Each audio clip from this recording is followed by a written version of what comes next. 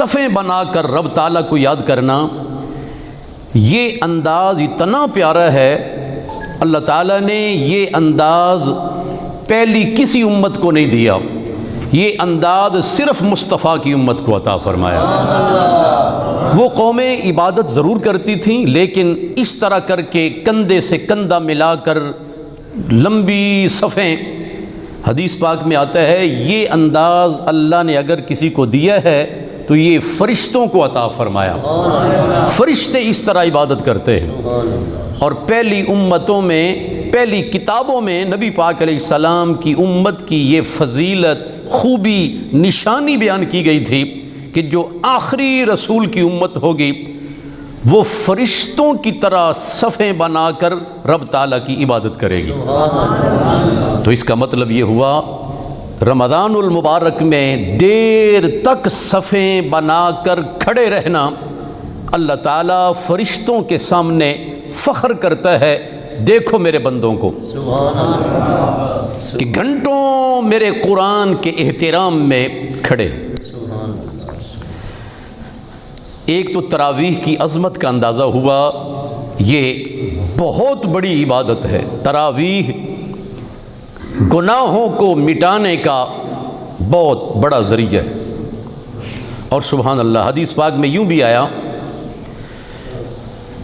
جس نے رمضان میں قیام کیا، قیام میں آپ کو بتا چکا کھڑے ہونا، تراویح میں ہر مسلمان کھڑے ہو کر قرآن پاک سنتا ہے، تو حدیث یہ ہے جس نے رمضان میں قیام کیا اس کو اللہ تعالیٰ ایک محل ایسا دے گا جنت میں جس کے 70,000 دروازے ہیں۔ 70,000 دروازے۔ حیرت گم ہو جاتی ہے، دنیا میں بڑے بڑے بادشاہ یوں کہہ لیں انہوں نے ایکڑوں میں اپنے محل بنائے، میلوں میں، مگر 70,000 دروازوں کا محل آج تک کسی نے نہیں بنایا۔ یہ رسول پاک کے ہر امتی کو ملے گا جس نے رمضان میں کھڑے ہو کر قرآن سنا۔ آج تکلیف ضرور ہر محسوس کرتا ہے کہ سارے دن کا تھکا ہوا انسان پھر بھی آئے مسجد میں، تھکن گوارا کرے، نیند گوارا کرے اور احترام میں خلل نہ آنے دے، لیکن جب اللہ تعالیٰ حشر کے دن اس کا اجر عطا فرمائے گا تو وہاں رہ رہ کے خیال آئے گا کاش ہم ساری زندگی رب کے سامنے کھڑے رہتے، ساری زندگی کھڑے رہتے۔ اتنے بڑے محل کی بھلا کوئی قیمت ہے؟ یہ 2 گھنٹے کھڑے ہونا یہ کیا قیمت ہے؟ 70,000 دروازے، اور ایک ایک سجدے کا ثواب 1500 سجدے کے برابر۔ 1500 سجدے، ایک سجدے پر اللہ تعالیٰ اتنا ریٹ عطا فرمائے گا۔ تو اس سے تراویح کی نماز کا احترام، تراویح کی نماز کی عظمت معلوم ہوئی۔ خوش بخت ہیں وہ لوگ جو تراویح میں شریک ہوتے ہیں، جو نہیں شریک ہوتے اللہ انہیں توفیق عطا فرمائے، رب انہیں اس کی عظمت سے باخبر فرما دے۔ اب ایک اور ضروری مسئلہ، دور صحابہ سے لے کے آج تک ساری امت کا اس بات پر اتفاق رہا، تراویح 20 رکعت پڑھی جائیں گی۔ کتنی؟ 20 رکعت تراویح پڑھی جائیں گی۔ نبی پاک صلی اللہ علیہ وسلم نے ساری زندگی تراویح پڑھی ہے، یہ یاد رہے، حضور علیہ السلام نے ساری زندگی تراویح پڑھی، لیکن آپ نے صرف 2 مرتبہ جماعت کے ساتھ تراویح ادا فرمائی، صرف 2 مرتبہ۔ حدیث پاک میں آتا ہے نبی پاک علیہ السلام تشریف لائے، صحابہ انتظار میں تھے،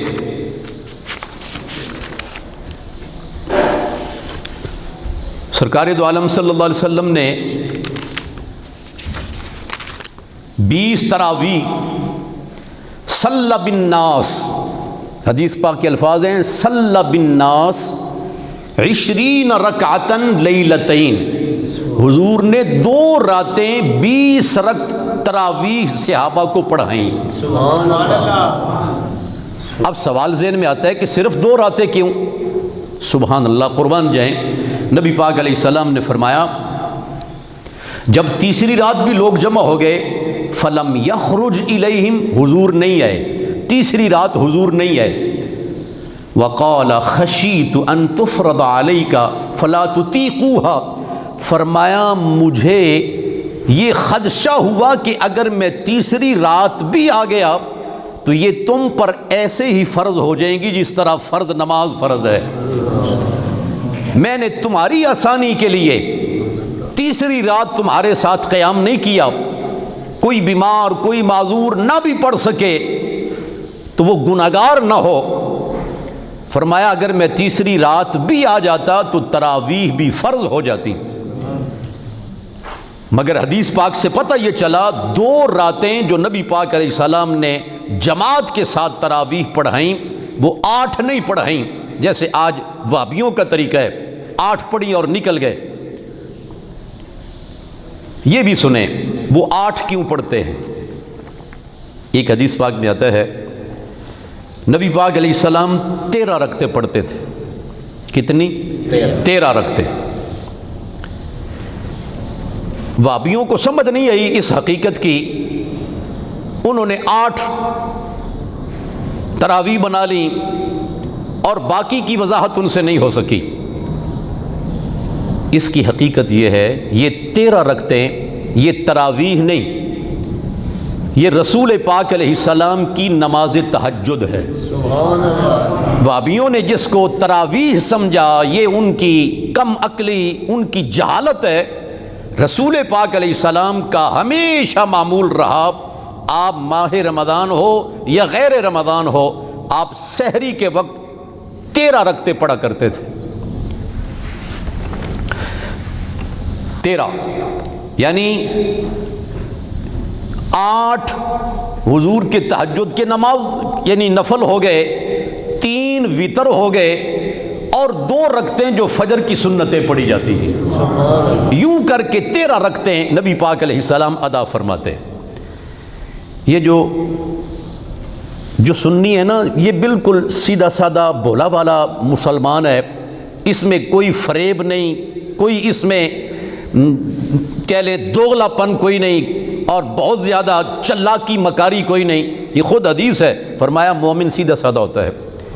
اب یہ وہابیہ ہمارے نوجوانوں کو ورغلا کے کبھی رفع دین پر حدیثیں دکھانا شروع کر دیں گے، کبھی ٹانگیں چوڑی کرنے پر، کبھی آمین اس طرح کر کے، اور ہمیں وہ کہتے ہیں تمہاری نمازیں ناقص ہیں۔ یاد رہے یہ 20 تراویح جب رسول پاک علیہ السلام نے 20 پڑھی ہیں تو پھر بھلا یہ سوچا جا سکتا ہے کہ فاروق اعظم کمی کریں گے، عثمان غنی اس میں کمی کر سکتے ہیں یا مولا علی کمی کر سکتے ہیں؟ با جماعت تراویح کا سلسلہ شروع ہوا حضرت فاروق اعظم کے دور میں۔ حضرت فاروق اعظم کے دور میں پورا رمضان کا مہینہ امام صاحب نماز پڑھائیں گے اور پورا مہینہ تراویح پڑھی جائیں گی۔ حضور علیہ السلام کے ظاہری دور میں آپ نے 2 راتیں اس طرح پڑھا، باقی مہینہ نہیں پڑھا۔ اس کی وجہ بھی آپ نے سنی، فرمایا کہ مجھے خوف تھا کہیں یہ تم پر فرض نہ کر دی جائیں۔ حضرت فاروق اعظم آئے، دیکھا لوگوں میں شوق بہت ہے تراویح کا، کہیں 1 آدمی پڑھ رہا ہے، کہیں 2 پڑھ رہے ہیں، کہیں 3 پڑھ رہے ہیں۔ آپ نے شورا کا اجلاس طلب کیا، اور قربان جائیں اس دور کی شورا، اس دور میں جو رائے دینے والے لوگ تھے وہ کوئی میرے آپ جیسے لوگ نہیں تھے، وہ حضرت عثمان غنی تھے، وہ حضرت مولا علی تھے، وہ حضرت عبداللہ ابن مسعود تھے، وہ حضرت معاذ ابن جبل تھے، وہ ایک ایک فرد پوری امت پر بھاری، ان کو طلب کیا حضرت فاروق اعظم نے اور کہا میں لوگوں میں شوق بہت دیکھتا ہوں، اگر آپ مناسب خیال کریں، اس میں حرج کوئی نہ ہو تو یہ سارے نمازی ایک امام کے پیچھے تراویح پڑھ لیں۔ سب نے اس رائے کو پسند کیا، سب نے پسند کیا۔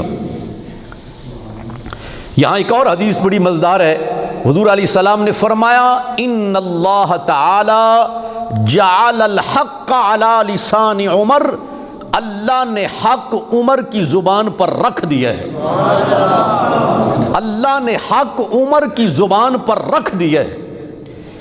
مطلب یہ کہ حق تعالیٰ نے عمر کا باطن، عمر کا دل اتنا ستھرا بنایا ہے، وہاں خلاف شرع بات آ ہی نہیں سکتی۔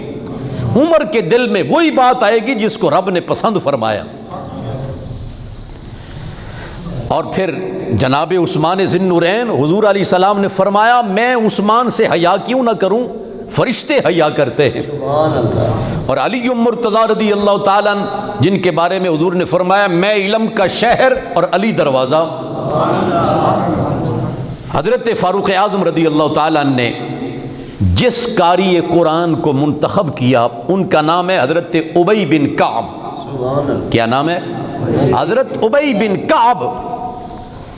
یہ اتنے بڑے قاری ہیں، صحابہ میں اتنے بڑے قاری کہ نبی پاک علیہ السلام بعد مرتبہ ان کو بلا کے فرماتے مجھے قرآن سناؤ، یعنی خود صاحب قرآن، اس قدر آپ کو مزہ آتا حضرت ابی بن کعب کی تلاوت پر۔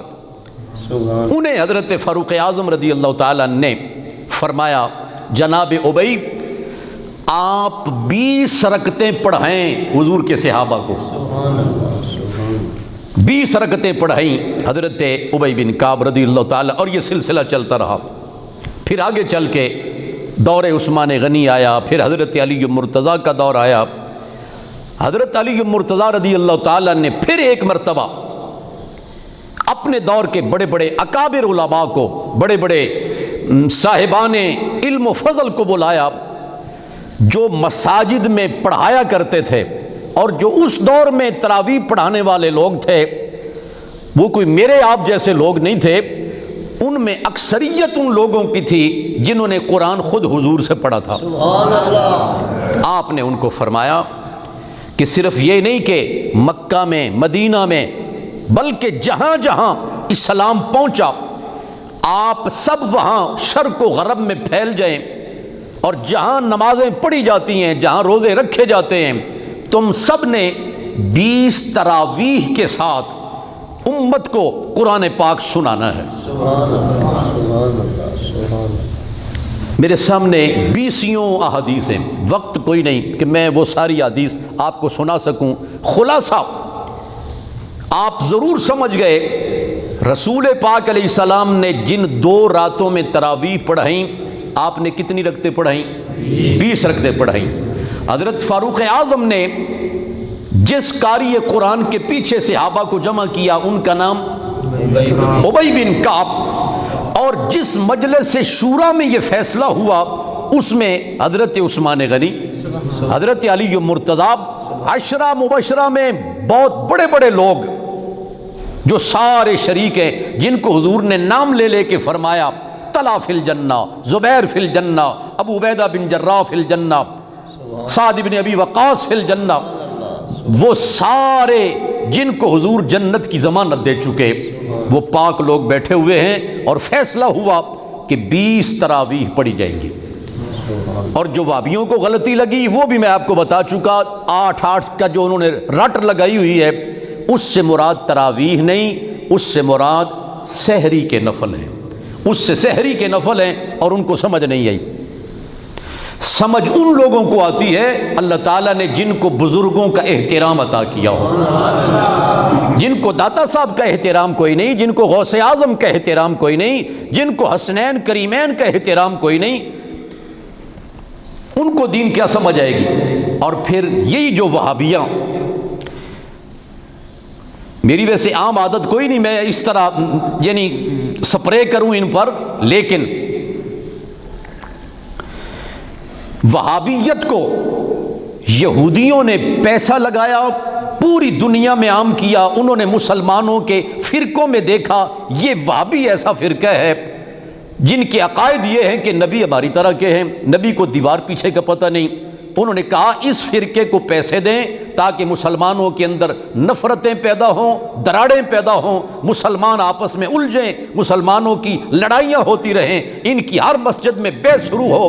یہودی خود مان رہے ہیں، وزیر خارجہ امریکہ کی، اس نے کہا ہم نے وہابیت کو پیسے دیے، اور خود سعودی شہزادے بھی اس بات کو تسلیم کرتے ہیں کہ یہودیوں کے کہنے پر ہم نے پوری دنیا میں یہ جو علاقے ہیں نا ادھر رحیم یار خان اور جتوئی، اس طرح وہاں سینکڑوں مسجدیں وہابیوں نے بنائی ہیں۔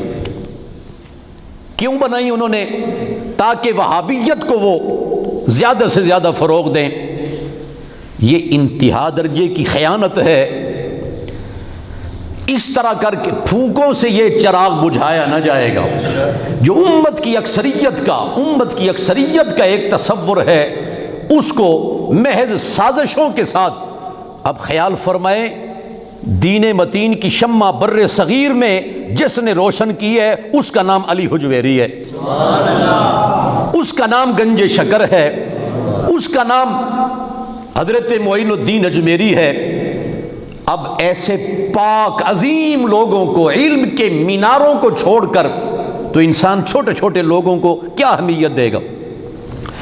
تو وہابیت اس کے پیچھے یہودیت ہے جس نے ان کو پیسہ لگایا، اور آج نہیں تو کل بالکل آپ کہہ لیں مستقبل قریب میں ایک ایسی کایا پلٹنے والی ہے۔ سعودیت جنہوں نے عرب کا نام مٹا دیا اور سعودیت کو مسلط کیا، یہ آپس میں لڑ کے ٹکڑے ہو جائیں گے، اور اللہ وحدہ لا شریک وہی دور پھر سے عطا فرما دے گا جو رسول کریم علیہ السلام کی یادگاریں انہوں نے مٹائیں ڈھونڈ ڈھونڈ کے، اللہ کے فضل سے ان یادگاروں کو پھر سے تعمیر کیا جائے گا۔ وہ مصطفیٰ کی یادگاریں پھر سے تعمیر ہوں گی۔ وہ جو پرانے لوگ تھے انہوں نے وہ چشمہ بھی سنبھال کے رکھا جہاں حضور نے وضو کیا تھا، سبحان اللہ، وہ کنواں بھی سنبھال کے رکھا جہاں نبی پاک علیہ السلام نے سفر میں پانی پیا تھا، وہ وہاں مسجد بنا دی جس درخت کے سائے میں رسول پاک تھوڑی دیر لیٹے آرام کیا۔ ترکوں نے تلاش کیا کہاں کہاں حضور بیٹھے ہیں، وہاں مسجدیں بنا دی۔ وہ رسول پاک علیہ السلام کی یادگاریں پھر تعمیر ہوں گی انشاءاللہ العزیز۔ یہ نغم فصل گلو لالہ کا نہیں پابند، بہار ہو کے خزاں لا الہ الا اللہ۔ اس واسطے دوستان گرامی قدر، تراویح اسی طرح جو طریقہ ہمیں نبی پاک علیہ السلام نے، جناب فاروق اعظم، عثمان ذی النورین، علی مرتضیٰ اور پوری امت کے علماء نے دیا، اسی طرح 20 تراویح پڑھی جائیں، اور جو بحث کرے اس کو آپ لے آئیں تاکہ اس کی تسلی کی جائے، اور انشاءاللہ اس کی تسلی کی جائے گی۔ اللہ وحدہ لا شریک ہمیں بزرگوں کے طریقے پر رکھے، صالحین کے طریقے پر رکھے، صدیقین، شہداء اور صالحین کا طریقہ اللہ تعالی ہمیں نصیب رکھے، آمین۔